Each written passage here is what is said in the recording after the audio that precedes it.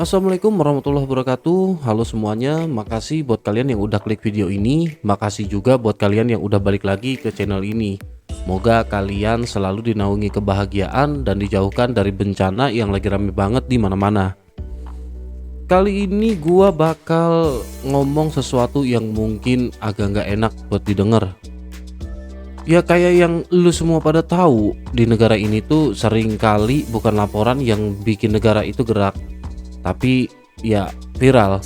Lu bisa ngadu bertahun-tahun, lu bisa lapor kemana-mana, tapi ya selama belum rame di media sosial, masalah lu tuh kayaknya nggak bakal kelihatan. Nah, pas begitu akhirnya rame dan viral, baru deh semua turun tangan. Pertanyaannya satu, sejak kapan keadilan itu butuh trending duluan?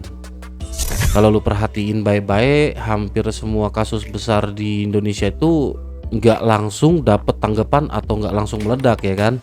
Baru pas viral itu masalah bisa naik kelas. Kelihatan udah. Ini artinya bukan masalahnya baru muncul, tapi baru dianggap penting setelah masalah itu akhirnya rame. Kita ambil contoh yang deket dulu ya, kayak kemarin tuh kasusnya Resbob. Sebelum viral, kasus itu cuma jadi obrolan terbatas. Terus ada kejanggalan, terus ada tanda tanya, tapi ya gitu, nggak kemana-mana tuh kasus. Sampai akhirnya pas begitu viral, semua orang bergerak. Klarifikasi muncul di mana-mana, narasi resmi dibentuk, terus juga semua mata tertuju sama satu titik. Pertanyaannya sederhana, kalau misalkan kasus ini nggak viral, kira-kira bakal sejauh mana itu ditanganin? Mungkin nggak ditanganin. Ini gue bukan nuduh siapa-siapa ya, tapi menurut gue ini tuh soal pola. Dan pola ini tuh nggak berhenti cuman di satu kasus orang atau manusianya. Coba sekarang kita geser sedikit ke masalah yang kemarin juga rame tuh, yang masalah dana desa. Kepala desa rame-rame pada demo dan kemarin akhirnya rame. Kalau lu perhatiin, masalah dana desa itu bukan baru muncul kemarin sore kan. Beban administrasi, aturan yang datang mendadak, kapasitas desa yang timpang, semua itu tuh udah lama dikeluhin. Tapi ya baru jadi isu nasional setelah demonya rame terus viral. Ditambah ada menteri yang jadi idola rakyat nih yang keseret di dalamnya. Udah pasti endingnya rame, sampai framing yang ada pada akhirnya ikut berubah. Yang awalnya keluhan struktural, tiba-tiba para kepala desa itu dicurigain macem-macem. Padahal banyak ya kepala desa yang emang cuman lagi ya kejepit aja sama sistem yang dibentuk sama pemerintah. Tapi ya kita nggak menutup kemungkinan, walaupun di balik itu juga ada yang nyaru, mungkin manfaatin adegan itu, mungkin manfaatin demo itu, ya mungkin biar cuan lancar, ya kan kita nggak ada yang tahu ya. Di titik ini gue juga mau lurusin satu hal penting. Viral itu bukan penyebab masalah, tapi viral itu ibarat katanya alarm. Misal nih ya, misalkan kayak alarm kebakaran. Apinya udah ada dari tadi, tapi kan aparat pada akhirnya panik pas alarmnya bunyi. Nah, yang jadi masalahnya kalau negara terus nungguin alarm, berarti kan sistem deteksinya ya yang bermasalah.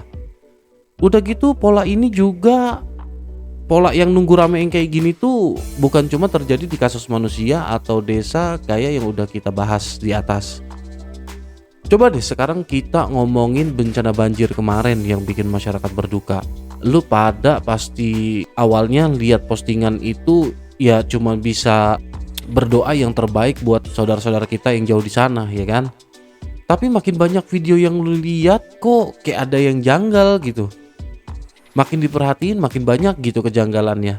Terus akhirnya orang-orang juga mulai speak up kan, masalah kayu gelondongan yang kesebar di tengah banjir. Viral, banyak orang cari faktor apa yang sebenarnya bisa nyebabin ini banjir bandang gitu.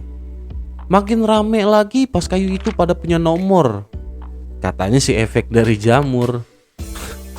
Kocak dah lau. Banjir itu bukan kejadian dadakan. Air itu nggak turun dari langit gitu aja terus besoknya kota tenggelam tanpa adanya sebab. Mungkin ada saluran mampet, mungkin juga sungai yang nyempit, ada juga lahan resapan yang hilang kayak fakta banjir bandang yang kemarin, dan semua itu diketahui bertahun-tahun. Tapi kapan akhirnya negara mulai unjuk adanya pergerakan? Ya pas video rumah tenggelam viral, pas mobil hanyut direkam, pas warga akhirnya pada teriak di media sosial. Hujannya sama, masalahnya sama, dan yang beda tuh cuma satu. banyak kamera yang nyala, banyak kamera yang ngerekam, nyebar, terus viral, sampai akhirnya ketemu satu kejanggalan. Terus habis dari situ mulai muncul tinjauan lapangan, ada yang datang mau perang tapi salah tempat, ada yang manggul beras, ada yang kelihatannya kayak mau nebus dosa sebelumnya, ya dan lain-lain lah. Rapat darurat dibuat, bikin pernyataan bakal dievaluasi, bla bla bla bla. Semuanya penting, kehadiran negara itu penting, tapi kenapa harus nunggu rame dulu? Oke deh, kalau misalkan banjir bisa kita bilang musiman. Sekarang kita coba naik ke masalah yang lebih panjang lagi nih. Hutan, deforestasi.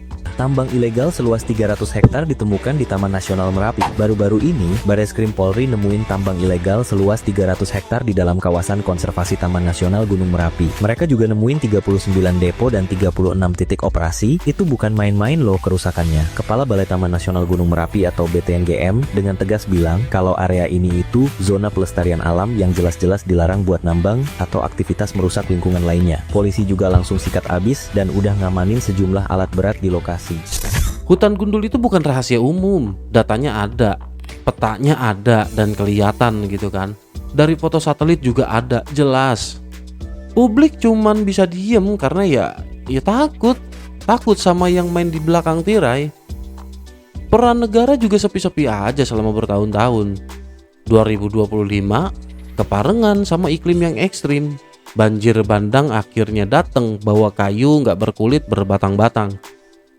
Nah, yang ironisnya itu hutannya hilang pelan-pelan bertahun-tahun, tapi responnya ya selalu mendadak. Udah gitu jawabannya tuh biasanya template kan. Ya bakal dibentuk tim, bakal ada investigasi, bakal ya janji penertiban. Ngelihat itu satu yang jadi pertanyaan publik pada akhirnya, kok baru sekarang? Ini bisa kejadian bukan karena datanya kurang, tapi karena sorotannya yang kurang. Istilah katanya tuh nggak viral. Coba kalau banjir bandang kemarin nggak viral, kira-kira menurut lo hasilnya gimana? Sampai detik video ini dibuat, mulai banyak banjir itu di berbagai daerah. Banyak video penebangan pohon yang muncul di permukaan. Warganet miris dengan keadaan alam di negeri ini saat ini. Sekarang kita jujur aja deh. Negara itu jarang kan takut sama rakyat. Udah gitu sebenarnya yang negara takutin tuh cuman opini publiknya. Negara tuh takut dicap lalai. Negara takut trending negatif sama takut kepercayaan publik akhirnya turun. Jadi ketika viral baru deh responnya satset. Bukan karena masalahnya mendadak, tapi lebih ke malunya yang mendadak. Dalam sistem kayak gini tuh pasti ada banyak pihak yang selalu jadi korban. Yang paling dirugikan itu ya bukan negara, tapi orang-orang yang gak bisa bikin viral. Mereka yang ada di desa terpencil, mereka yang orang tua yang gaptek, mereka yang warga miskin yang gak punya akses media, mereka yang gak punya handphone sama sekali, mereka yang gak bisa tahu algoritma itu gimana, apalagi mereka juga gak punya follower kan. Terus kalau keadilan ini harus viral dulu, ibarat kata mereka ini bakal kalah sebelum pertempuran nih kan. Kalau hari ini viral jadi syarat, itu bukan prestasi media sosial. Itu tanda kalau sistem negara kita tuh masih reaktif. Dan rakyat pada akhirnya dipaksa teriak biar apa yang dikeluhin sama rakyat tuh didengar. Sekarang gua lempar balik ke lu. Menurut lu, viral itu penyelamat rakyat atau bukti negara belum siap denger apa yang dipengenin rakyat tanpa harus dipermalukan? Tulis pendapat lu di kolom komentar. Oke, sebelum videonya gua tutup, gua mau jujur dulu dikit nih. Gua nggak bikin video ini buat nyalahin satu pihak atau pihak lainnya. Karena masalahnya ini bukan satu orang, masalahnya itu sistem. Selama negara masih nunggu viral buat gerak, berarti ada beberapa hal yang perlu dibenerin. Yang pertama, jalur pengaduan itu harus beneran hidup.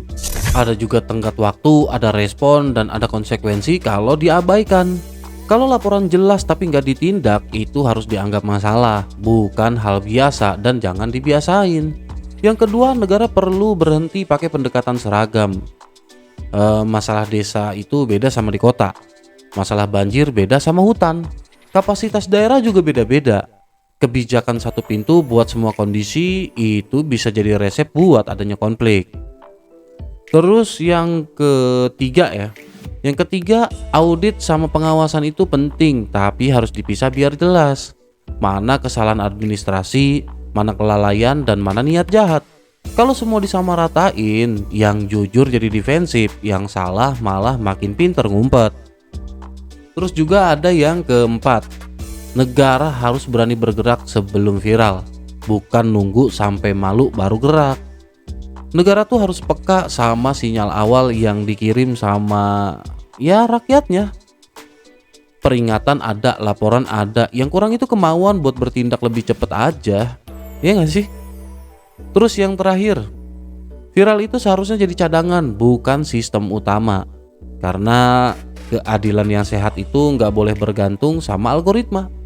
Kalau hari ini rakyat harus viral dulu baru didengar, itu tandanya kita belum beres.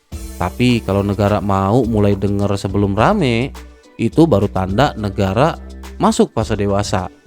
Oke, kita udah sampai akhir dan sekarang gua mau balik tanya lagi ke lu nih. Menurut lu, solusi paling realistisnya apa biar kita nggak selalu nunggu viral dulu? Tulis pendapat lu di kolom komentar biar kita bisa diskusiin. Makasih buat kalian yang udah nonton sampai akhir. Bantu channel ini makin berkembang dengan diskusi di kolom komentar. Subscribe kalau lu suka, like, dan share ke kawan-kawan biar kita bisa bahas pembicaraan ini. Sampai ketemu lagi di pembahasan selanjutnya dan selamat beristirahat.